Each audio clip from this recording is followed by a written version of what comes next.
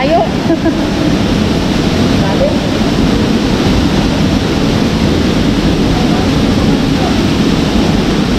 Baka 10 feet daw. 10 feet.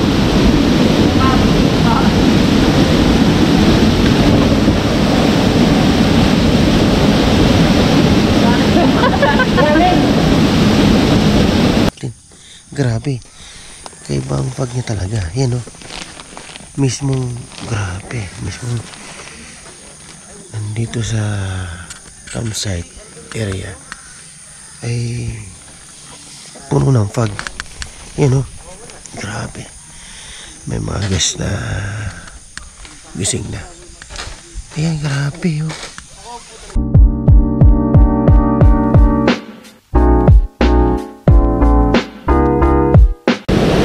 Hello po. Welcome po sa D. Andrea Campsite Review. Welcome po uli kayo. Ang campsite na i-review natin ngayon ay Esmeris Farm. Farm. Dahil ito ay pinakamalapit dito sa Kilangin Falls. Kung naghahangad kayo mag-camping dito sa Kilangin Falls, ang pupuntahan nyo para makapag-overnight ay Esmeris Farm.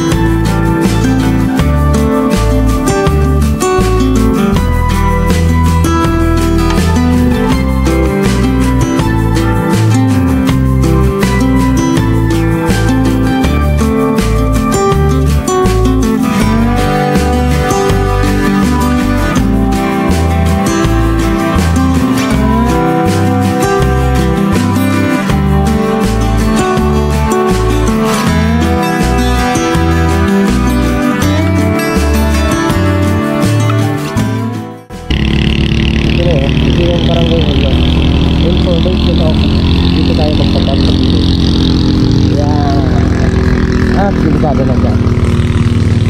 Sobra ka na. Ha? Sarado. Sarado ang cafe and restaurant.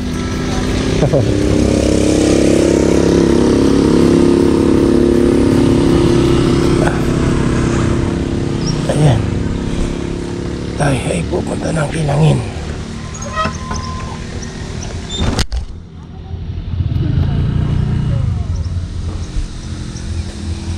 Sige, bayad ka na be. Oh, dito. Kilangin. Inquire po muna tayo. Registration to dito.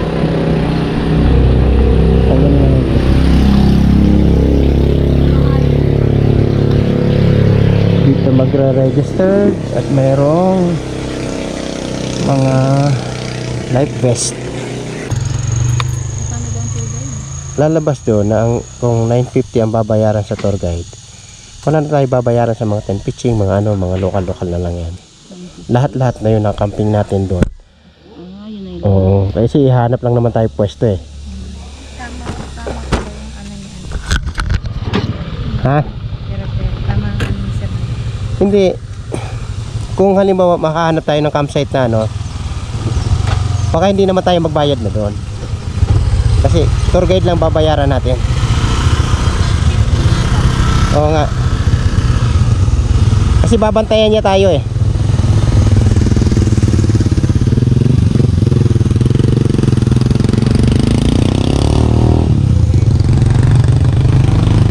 Ayan, papunta na kami doon sa Kilangin, pero yung abot lang ng motor. Sa kaliwa lang ito. Nandun na una na ang tour guide namin. Ganun talaga dito, yung tour guide mauuna muna.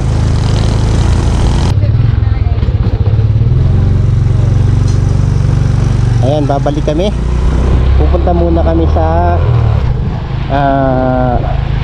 campsite na pag-stayhan namin para ma-secure na namin yung mga gamit namin. Nailatag na namin yung tent dahil hindi naman kami ganun katagal magbababad sa falls.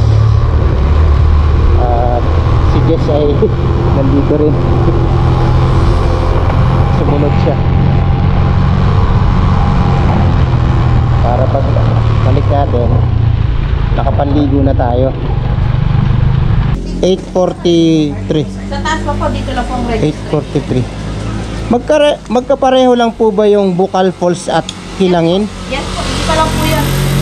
Bakit po sa Bukal Falls na kapapansin ko sa pababa ang daan nila? Bumababa lang, hindi na umaakyat. Pantay po yung kanila. Oo, sa bumababa ang Bukal Falls. Dito po trekking talaga. Pag Kilangin, aakyat talaga. Pero may daan po na pababa. Meron po. Palusong po talaga. Palusong lahat, medyo ano eh. Dalawang ahon po, tapos pantay, tapos pababa niyo. Yung isang daan. Best po dito na. Ano po lang ang nire-recommend nyo madalas sa Pag gano'n pong may trekking. Opo. Kabayo yung babayaran. Hindi po sa mga bisita nyo, trekking talaga. Opo, may trekking po na 30 to 45 minutes. Dalawa. Kayo? Ha? Oo. 10 to 15 feet po yung pinaka-main falls namin. Pangalan po ng guide, Ma'am Joseph. Doon na lang po kayo mag-payment ng 400 po. Kasama nakakaligyan sa amin dyan. Oo. Dalawa lang yung ano. Oo, si Lance marunong naman mga yun. Wala Ay, na po kayo marerent, Ma'am, sa loob. Oo, sa inyo lang naman yan. Magkano ang ano dyan? 50 pesos lang. 50 lang yan. Ang life vest ay Doon may babayaran. 50, doon sa tour guide ay 400 tayo. Ayan. Saan tayo magkakam? Si Joseph. Sa taas na lang po sa information. Esmeris. Yan, Esmeris Farm. Ha? May gulay? Mamaya, bibili tayo niyan. So dito kami sa Esmeris Farm. Dito kami mag-overnight. Sinamahan kami ng tour guide. Ayan. Dahil ito yung pinakamalapit sa Kilangin na kung saan pwede ka mag-overnight. Sa Kilangin mismo ay hindi ka talaga pwede mag-overnight. Pasya lang dito na sasakyan na yung motor. Oh, medyo malayo-layo rin ah.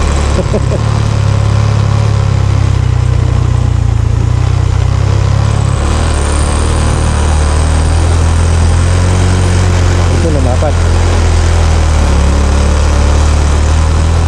Overlooking daw dito eh. Ay, baka maganda. Magkano kaya yung entrance dito?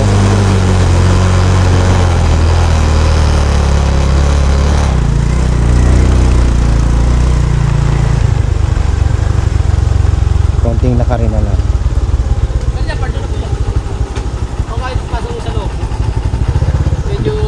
Dito na lang.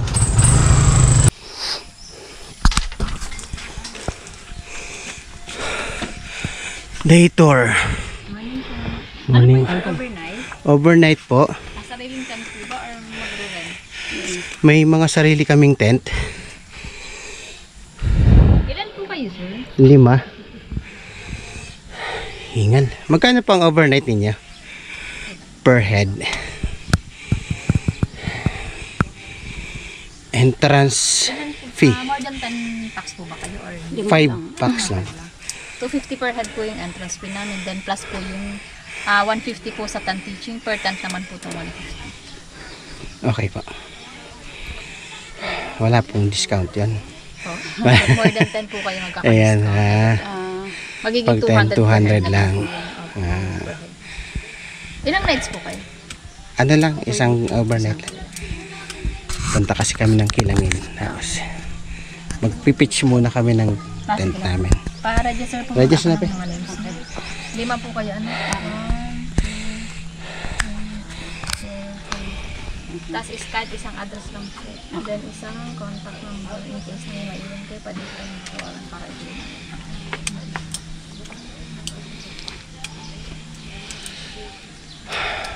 Bali sa pag-pitch naman po, sir, ng tent, kahit saan po kayo lang. Pili na lang po kami. May pag din po ba dito sa umaga?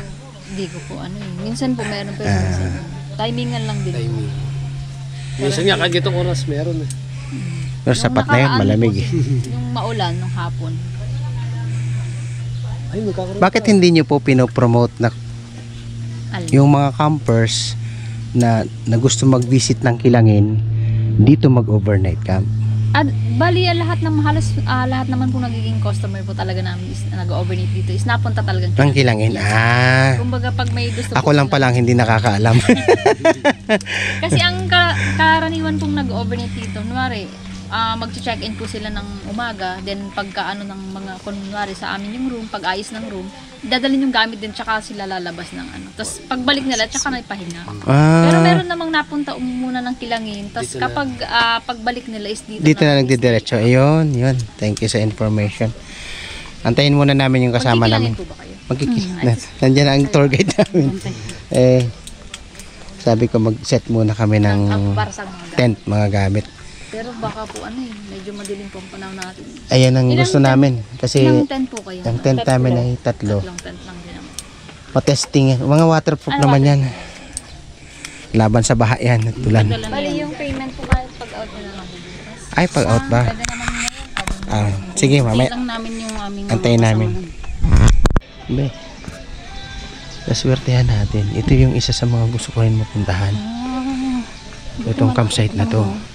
Maganda naman organizer. Wala akong ka-idea na akala ko ito sa ibang gawin ng bundok ito.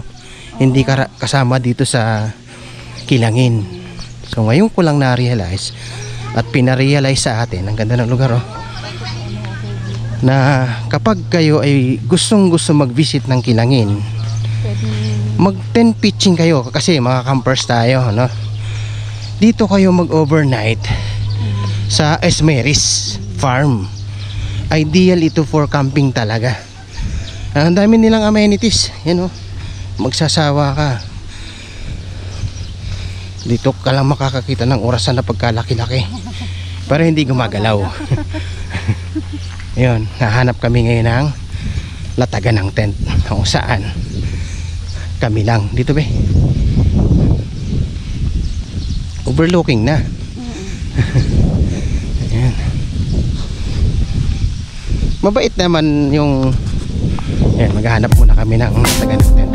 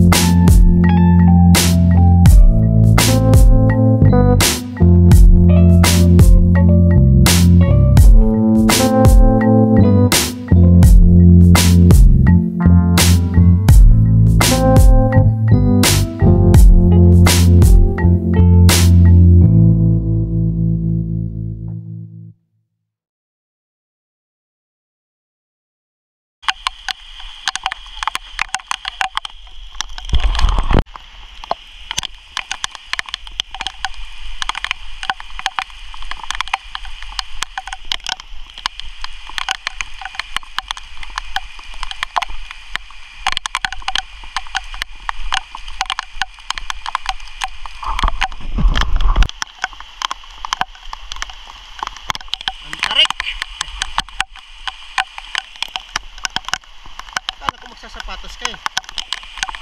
Magsasapatos ka. Oh, nagpalit ka ng tsinelas ngayon. Hindi, ibig kasing sabihin.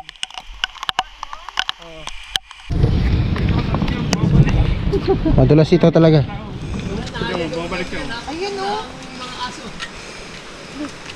Hawak ka dyan sa kahoy. Yan, nandito na kami sa malapit na. Pero yung mga daanan dahil umulan, medyo madulas. Yan, kanina lakas ng ulan at ngayon paulan na naman.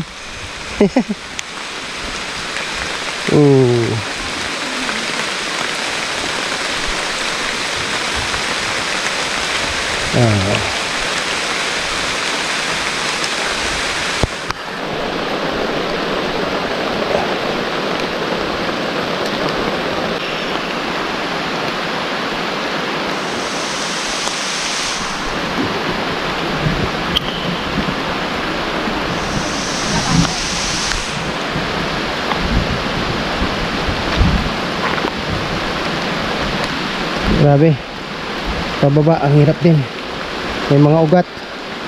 Yan, pero nakakatulong siya. Nagiging tungtungan na rin, nasasalo yung ibang mga bato.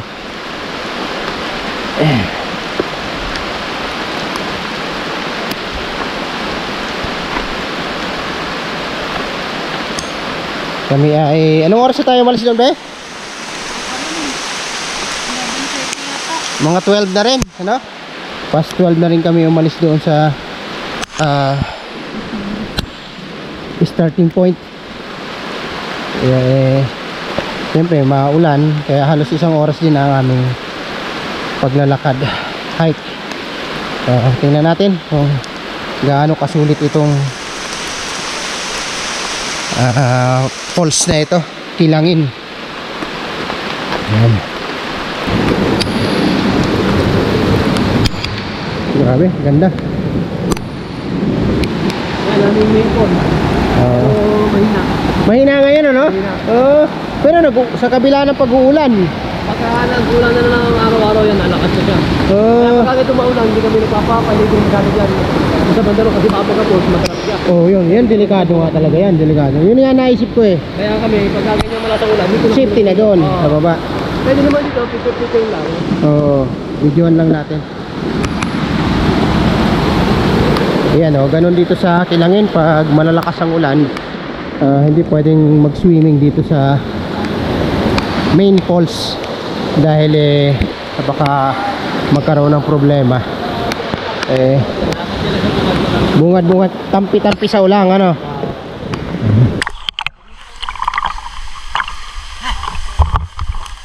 Grabe na dito. Sinlamig sa mahihay.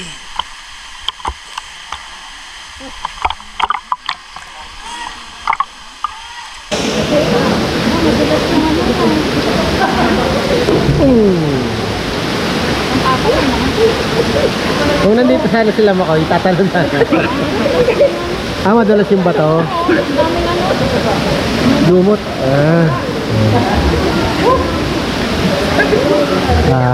Dito sa Kilangin, ang main source of water talaga nila ay hindi naman talaga nanggagaling dyan sa falls.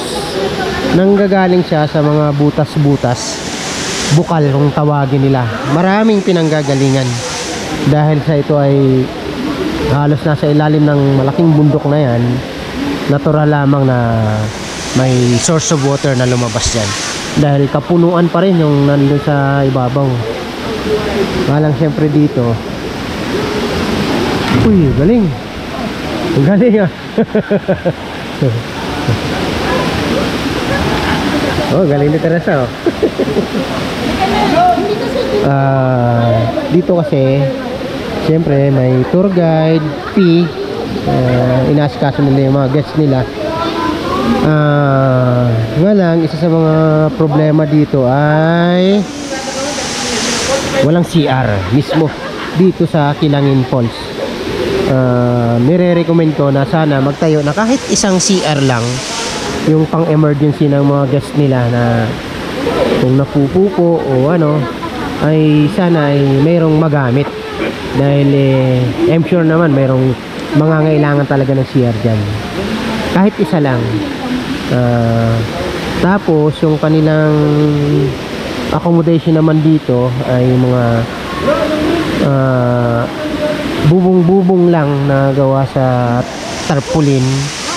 Yung temporary na shelter na para mayroong masilungan ng mga guests kapag umulan.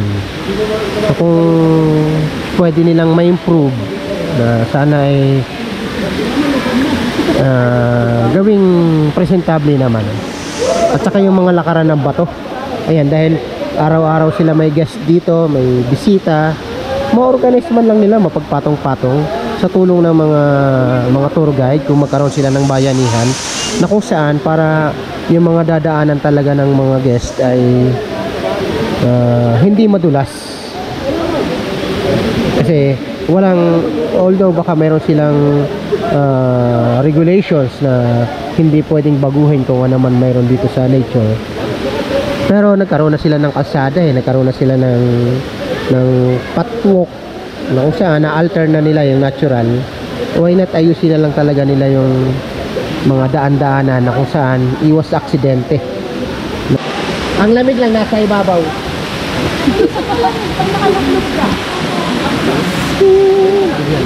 Hanggang dyan lang para makita mo yung bibili.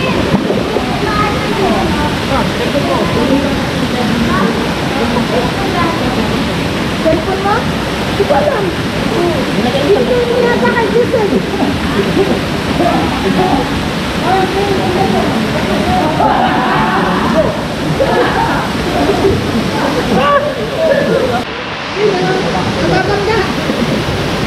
Anong masasabi mo sa lamig? Kasing lamig siya ng ano yung pinuntahan natin? Hindi ako naligo. Pinlat? Yun. Kasing lamig siya ng Pinlock. Kaya naman, ikaw ay hindi maligo. Kaya naman, Ganyan lang. lulubog lang ako ganito. Ang forma-forma mo pa man din, no? Ganyan-ganyan ka lang ito nasa, oh.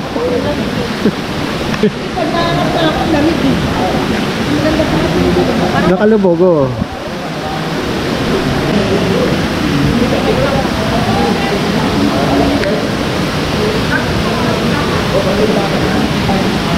Yung quality ng tubig niya ay parehas lang din katulad din sa Mahayhay Taytay Falls. Ang nga lang ito, mostly sa water source niya ay galing sa ilalim, ground water, bukal ang tawagin nila dito. Kaya pala yung iba tinatawag itong bukal, yung iba naman ay kilangin. Mamaya tanungin natin bakit kilangin ito. Hindi naman pala ito nasa place ng Kilangin, ito ay nasa barangay Novaleche.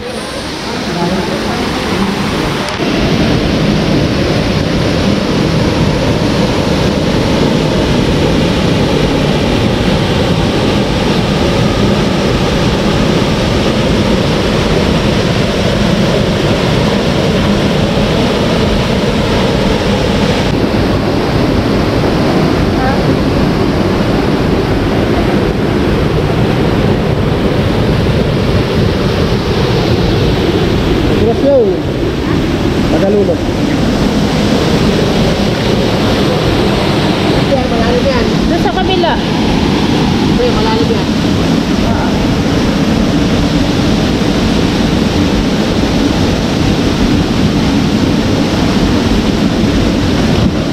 Ang layo. Dito sa Kilangin Falls, medyo mahaba-habang lakarin talaga. Merong paakyat, pababa, malusong. Pero pag nakarating ka na, napakaganda talaga ng tubig, napakalinaw. Worth it yung pagod mo sa pagpunta mo. Wala nga lang mga CR dito. Meron lang mga parang mga kubo-kubo. Pwedeng doon kumain, magluto. Ayun. Magkano yung... Ang rate nito ay may 20 pesos na environmental fee. Tapos kung gusto mo mag-rent ng life vest, 50 pesos. Ayun, yun lang ang babayaran. At saka yung tour guide. Yung tour guide ay 400 day tour. So,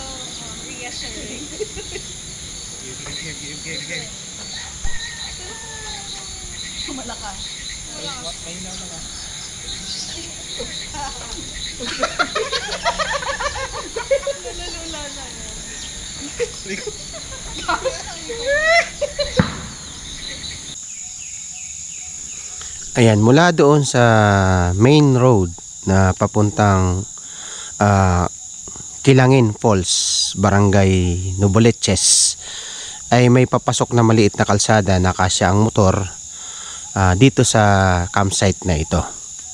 So bago ang outpost or Office of the Tourism ng Kilangin, ito yung campsite ng Esmeris. Ito siya. Yan. Esmeris Coconut Farm. Yan. Na pwedeng mag-camping dito habang kayo ay bumibisita sa Kilangin Falls. Yan. Tingnan natin yung campsite. Ayan. So may lakarin na kaunti. Yung iba, pinapasok nila yung motor. Nga lang kami ay hindi kami ganun kaano sa mga mapuputik, madudulas. Hindi na namin pinasok ang motor. May parkingan naman sila na kung saan safe naman ang parking dahil buong property ay halos kanila. Ano? Papasok pa lang kanila na. So ito yung kanilang farm. Ang hina-harvest talaga nila dito ay mga tuba na ginagawang lambanog. Na yun din naman ang tinitinda nila sa kanilang mga guest na bumibisita sa kanila. Quality ang kanilang product dahil natikman din namin kagabi. Ang priority talaga nila dito yung mga nagga-glamping na mayroong mga kubo-kubo sila dito, glamping rooms. Kakaiba yung design. Mayroon silang parang kalesa type, very artistic ang pagkakagawa ng mga rooms. Hindi man natin pasukin ang rooms dahil focus tayo sa campers dito. Tingnan natin dito sa pagpasok mo, pagbungad mo, registration. Ang registration nila dito sa regular campers, ang 10 pitching nila ay 150 sa overnight, at saka sa overnight camping fee nila per pax ay 250. Nag-accommodate din sila ng mga day tourists. So ito ang rates nila. Yan. And then meron ditong sa unang part, may canteen sila dito or resto na maliit. Makaka-order ka ng mga pagkain kung hindi ka makapagluto. Marami silang ino-offer, mga tapsilog o kung ano-ano pa man. At may mini store sila dito sa part na to. Ayan, tingnan natin ang direction nila dito. Ayan. Ito. Ayan. Dito tayo sa right side.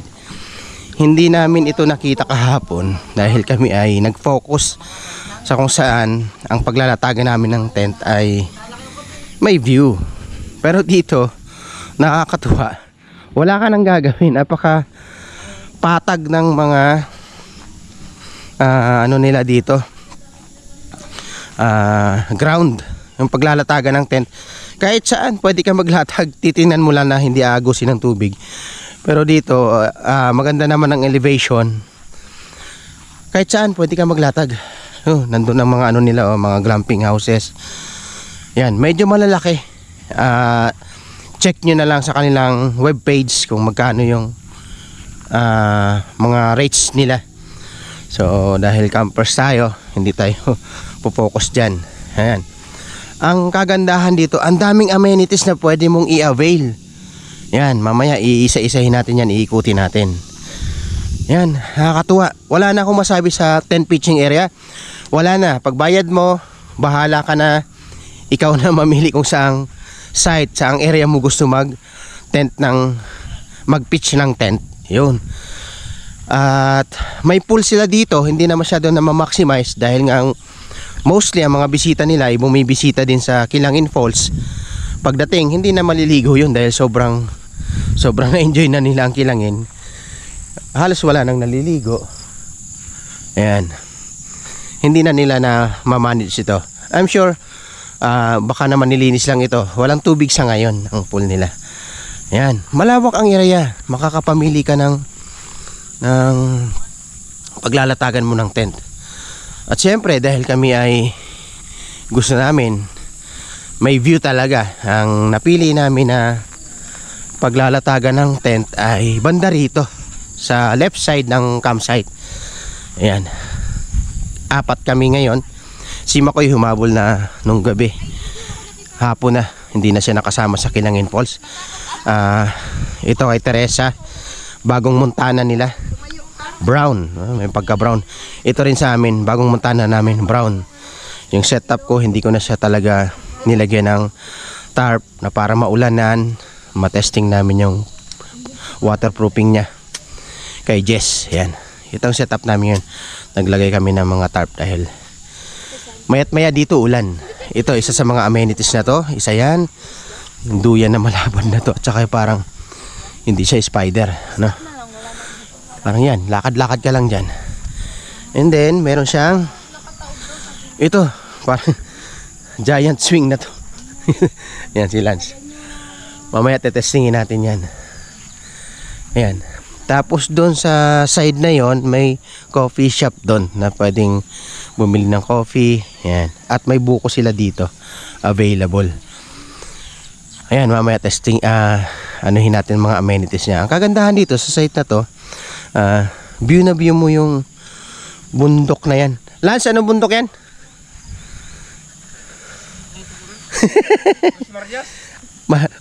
Makiling? Hindi.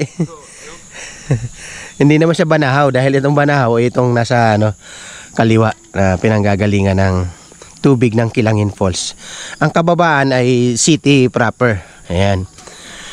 Kagabi view na view namin yung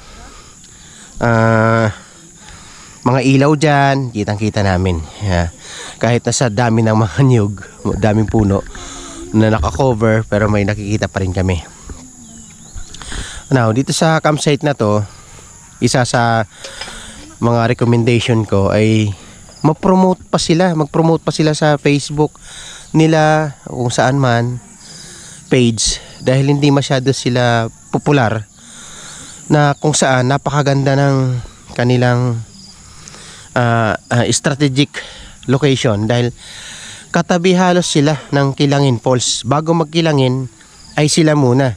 Meron silang CR dito na sa babae, sa lalaki, at meron pa silang additional CR dito. Ayan. Ito yung unang CR nila para sa lalaki at babae. At dito may mga lutong bukid sila na pwedeng i-order. Ayan. Ayan, may luto na ulam. May kanin kaya ate? Ayan na. Pwedeng magpaluto. Ayan. Dalawa po. At silog, tapsilog. Yan. Ilan sa mga camping experience namin dito, katulad kagabi, ulan ng ulan, palibasa ito ay Laguna. Ganun talaga sa Laguna. Unpredictable ang pagsulpot ng ulan. Ang hindi makalimutan dito ay katulad din pala ito ng Tanay. Sa umaga o madaling araw, foggy siya, no? Daming fog kanina na videohan natin. At napakalamig din. Parang kung i-compare ang lamig doon sa viewscape, mas malamig ito ng 20%. Dahil kakaiba yung lamig niya. Talagang tatago sa balat mo. Isa pa, napakabait na mga staff nila dito. Very accommodating ang kanilang services. Sa rules naman nila, hindi sila ganun kahigpit. Pag ikaw ay mag-walk-in dito, hindi katulad sa ibang campsite na may oras ang pag-check-in. Dito, kung dumating ka as guest nila, ay pwede ka nang pumasok at mag-pitch na agad ng tent. At hindi nila ililimit kung anong oras ka uuwi. Hindi katulad sa ibang campsite na pagpasok mo, sasabihan ka na kung anong oras ka uuwi. Yun ang kagandahan dito. Sa mga gusto mag-visit ng Kilangin Falls, dahil gustong gusto nyo mag-overnight. Palibasa ay bawal mag-overnight sa Kilangin Falls. Hindi nila ina-accommodate dahil ang nagmamanage ng Kilangin Falls ay local government. Walang nag-overnight doon.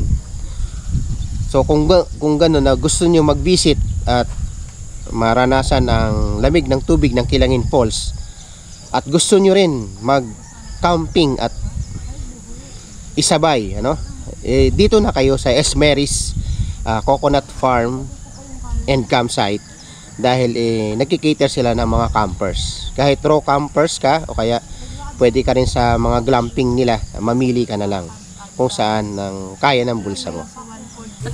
Ang internet, malakas ang dito, ang internet connection kahit anong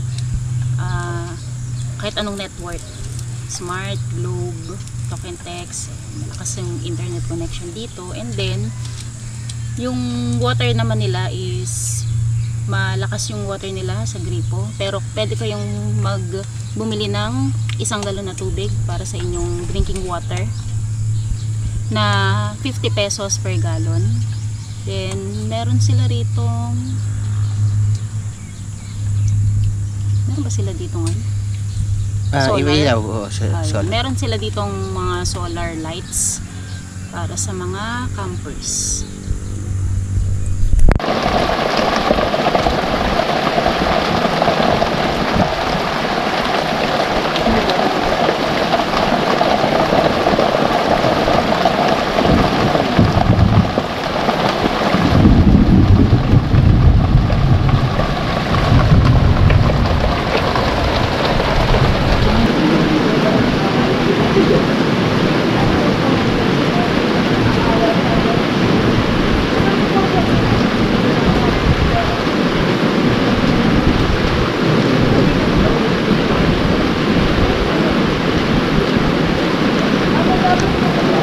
Kaya naman, let's get closer to nature. Let's come!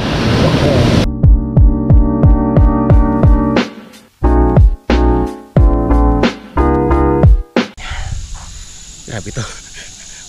Mahinang mo lang. Yung free swing niya. Ang layo agad ng lalo na pag may tumulak sa'yo. Siguro parang lilipad ka dyan sa mamaya. Ano testing natin. Ito mahina pa to ha. Ano lang to, very ordinary na swing lang. Yan. Lalo na pag malakas. Grabe oh. Mamaya testing tayo sa kasamahan natin. Belo. Taas na. Mataas eh. Hindi ganun taas lang. Grabe swing no. Maganda nga ito. Itong ano dito. Takot. Oh, kasi tanaw mo na yung pangpang ano. Parang ikot pa ako eh. Hawakan mo ko yung video. Tatikilin mo. Ito. Tingin. Ano to? Ganito? Wala kaya. Tayo, sa mukha mo. Meron na yan. Yan. Mantika. Ano ang ibig sabihin ng ganyan na mantika? Ito gising. Kabaliktaran kasi sa mantika, di ba? Ang kasabihan nila, kasabihan. Tulog daw pag ganyan. Ito gising. Nose-bleed na naman yan. Bigay ka na. Akin naman yung isa ko. Yes. Tawag kami. Yan, mantika. Mantika. Ano ang ibig sabihin ng mantikang yan? Ang mantikang tulog ay nilalamig. Ang ibig sabihin, ang campsite na ito ay? Malamig. Yun. Yun ang ibig sabihin nun. Sinagot ng tama?